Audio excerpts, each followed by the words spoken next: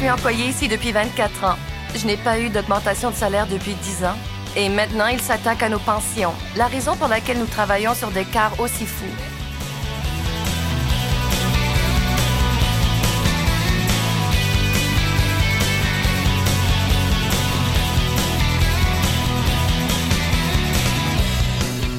Du point de vue de la compagnie, il n'y avait pas beaucoup de nouveaux. Ils nous répétaient pourquoi ils avaient beaucoup de problèmes, pourquoi ils avaient besoin d'encore plus de sacrifices et à quel point la compagnie doit être encore plus concurrentielle. Il s'agit en fait de gens en haut qui s'organisent pour avoir les poches pleines et de gens ici en bas qui donnent leur maximum. Essayons de soutirer le plus possible de ces gens tout en les payant le moins possible. Ils ont tenté de s'attaquer à nos pensions, de nous retirer nos pensions, après que nous ayons contribué à ces régimes pendant 25 ans. Vous savez, il y avait cette apathie que le syndicat n'allait rien faire. Avec le SRAS, le 11 septembre, la faillite à l'horizon, nous avons donné, donné et donné. Nous avons éviscéré notre convention collective. Cette fois-ci, nous avions réellement l'occasion de nous asseoir à la table avec eux et d'entreprendre une véritable ronde de négociations et nous nous y étions préparés. En tant que syndicat, nous pensions avec crainte que si nous ne commencions pas à nous mobiliser, à nous réunir, de sérieux problèmes allaient surgir parce que l'employeur avait un programme très clair en vue de forcer notre syndicat à faire de plus en plus de concessions.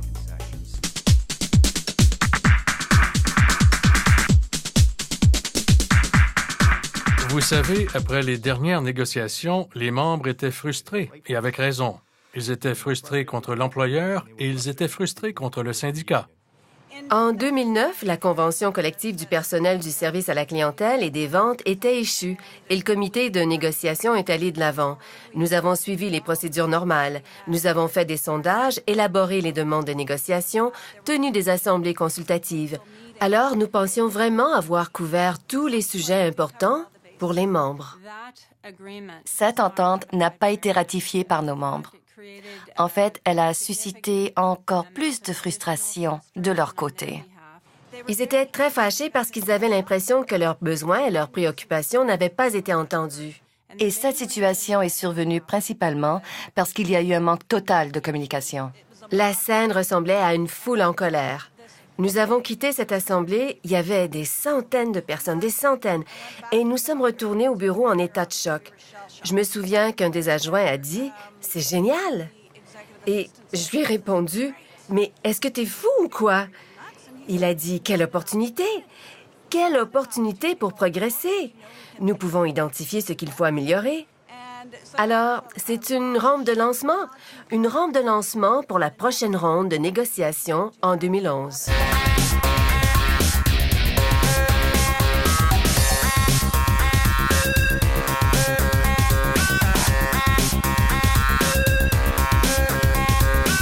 Vous devez instaurer la confiance, renforcer le soutien.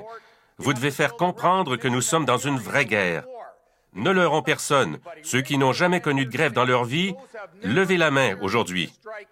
Levez la main. Voici de quoi est composé notre effectif. La communication était un élément déterminant. Nous avons commencé à nous réunir très rapidement. Déjà en juin 2010, on a commencé à parler à nos membres, s'assurer que nos membres étaient conscients de ce qu'allait être la bataille ou l'enjeu de cette négociation-là. Notre principal défi était la taille du Canada, tenter de réunir tous les membres dans tous les fuseaux horaires et faire en sorte que notre message d'unité soit synchronisé pour que tous soient à bord au même moment restera toujours un défi à relever. Nous devions nous assurer que tous les membres étaient inclus en tout temps. Dès le départ, nous avons organisé une conférence téléphonique d'un océan à l'autre. Nous nous sommes assurés que chaque président de district soit en ligne. Allons-nous de l'avant? Sommes-nous tous unis? Une réunion des dirigeants a été organisée en décembre, bien avant que les négociations commencent, pour nous assurer que les dirigeants étaient bien engagés. Nous devions vraiment expliquer le processus aux membres, ce que cela signifie et comment tout ça fonctionne. Nous avons conçu un bulletin très tôt dans lequel nous avons intensifié le message au fur et à mesure que nous avancions dans les négociations.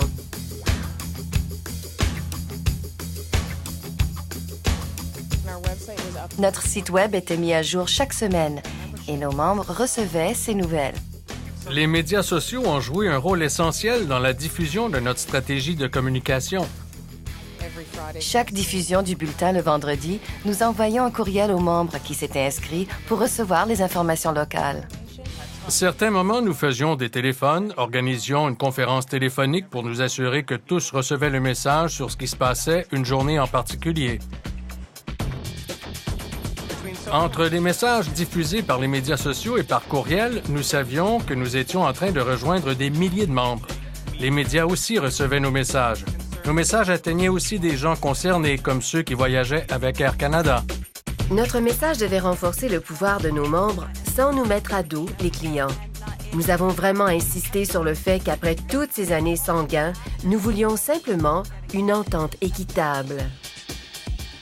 Nous avions des autocollants et, mystérieusement, nous les avons vus affichés partout. Nous avons eu l'idée d'utiliser un bracelet. C'est devenu un moyen pour entamer un dialogue avec les passagers. C'est quoi ce bracelet? C'était très important de rester concentré sur le message que les membres étaient unis, que nous voulions une entente équitable et que nous n'allions pas reculer. C'est devenu la chanson « We're not gonna take it ». Les membres la chantaient constamment.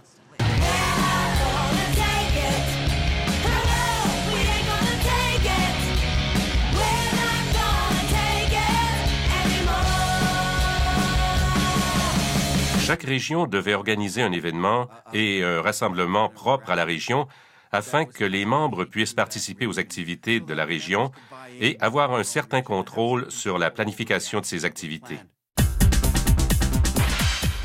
Traditionnellement, les membres de Montréal sont très engagés et ont une très forte culture de mobilisation.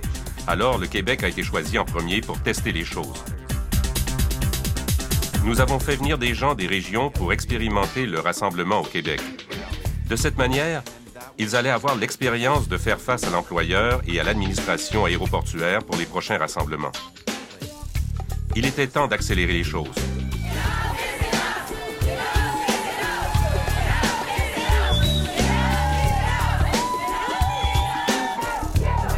Les membres nous appuyaient de plus en plus. Ils avaient confiance, ce qui n'était peut-être pas le cas auparavant. Ils ont manifesté dans les aéroports, même s'ils n'étaient pas censés le faire. Ils se sont époumonés et à plusieurs égards, ils s'en prenaient contre leur patron. Moi, vous savez, j'ai cotisé au régime de retraite dès le premier jour de mon embauche ici. Et c'est pas vrai, ils vont pas apporter aucune modification à ma pension. En tâtant le pouls de la rue et à partir des messages que nous recevions, toutes les personnes à qui nous parlions étaient de notre côté. Nous avions Douane Canada dans notre camp, mais nous luttions pour l'ensemble du pays, pas juste pour nous. Nous luttons pour nos 4 autres syndicats, les pensions. Assez, c'est assez. La solidarité a été la meilleure chose dans toute cette histoire, parce qu'ils nous avaient divisés. Enfin, je n'avais jamais vu ce groupe aussi uni. C'était remarquable. Nous avons marché jusqu'ici. Nous avons marché devant nos patrons. J'espère qu'ils ne regarderont pas ceci. En marchant devant eux, ils étaient époustouflés de voir le nombre de personnes. Nous portions nos uniformes pour que les gens comprennent que c'était Air Canada qui s'attaquait à nous. Nous avons marché dans tout l'aéroport, aller-retour, devant les arrivées, et ainsi de suite. Il y avait des gens partout. Le soutien était incroyable. Nous avons planifié une journée nationale de solidarité où les membres qui travaillent à l'extérieur des aéroports pouvaient participer. À 11 heures précisément, heure de Toronto, il y avait près de 2000 membres partout au pays qui ont débrayé sur leur lieu de travail ensemble pendant 1 minute. Tous les membres dans les lieux de travail partout au pays se sont tenus debout.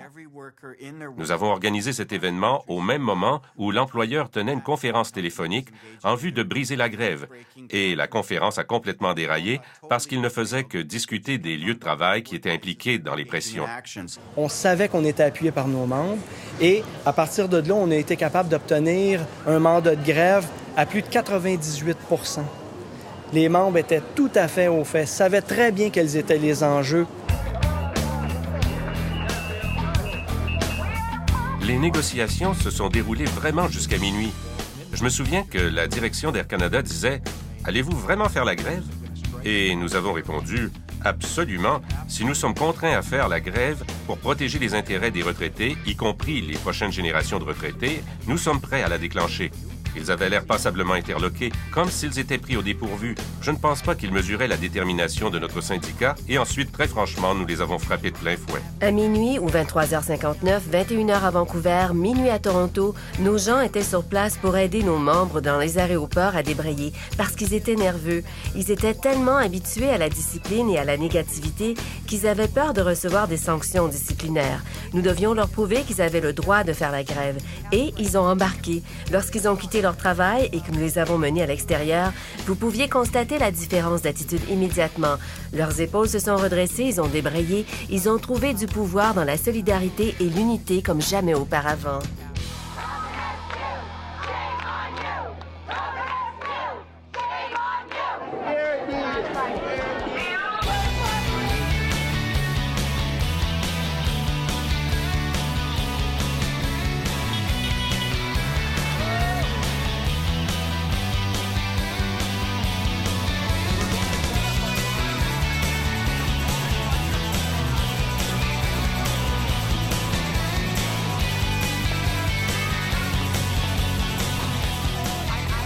Je n'avais jamais connu de grève dans ma carrière.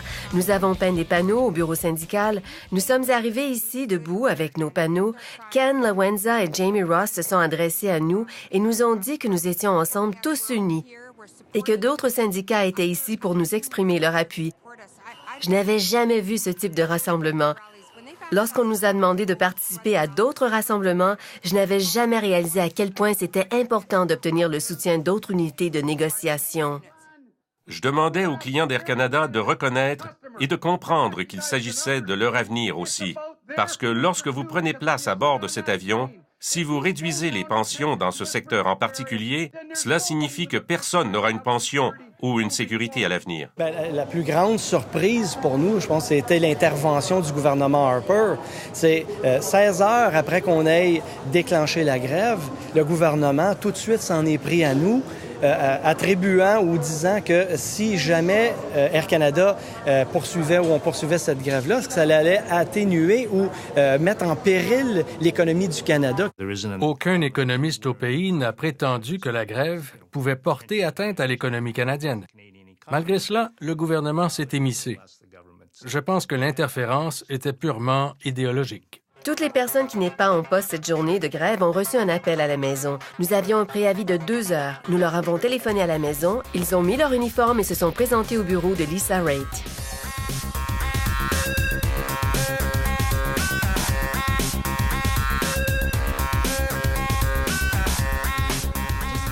Le dynamisme des membres en ce moment, pas seulement à St. John's, mais dans toute ma région, ils sont prêts à y aller. Ils sont prêts à se battre. Je regarde mes collègues de travail aujourd'hui qui sont souriants, qui sont un peu plus heureux. Oui, il y a encore des problèmes, mais écoutez, on va continuer à travailler là-dessus, mais je pense que majoritairement, les gens sont satisfaits, puis je pense que ça, c'est une grande satisfaction.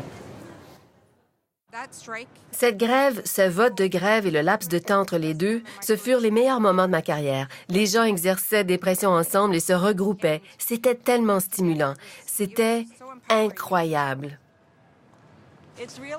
Il s'agissait vraiment de débrayer, de quitter l'ordinateur, le bureau et de sortir pour parler aux gens.